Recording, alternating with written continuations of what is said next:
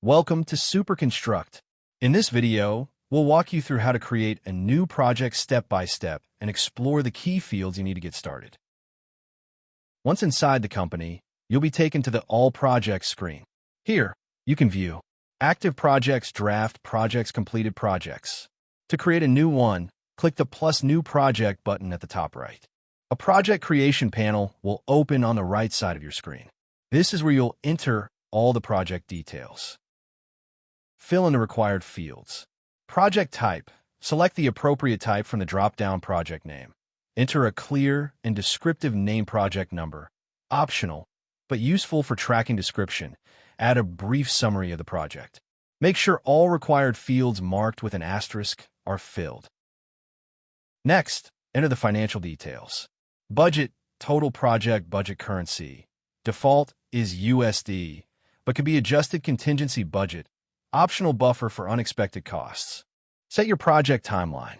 Working days, select from the drop-down. You have two options: Monday, Friday, 5 days, Monday, Saturday, 6 days. Choose the option based on your project's working schedule. Start date. Select the project's start date, end date. Select the expected completion date. Enter the project location. Address, city, state, ZIP code, country. This helps organize projects geographically and improves reporting. Now configure how the project will function. Company role in project. Select from the drop-down. You could choose one of the following roles: general contractor, owner, developer. Choose the role that best represents your company's responsibility in this project. Support units of measure in SOV. Enable if you want to include units and schedule of values. Allow owners to create SOV. Enable or disable based on whether owners should have permission. SOV dates mandatory. Choose between mandatory or optional. At the bottom, you have two options.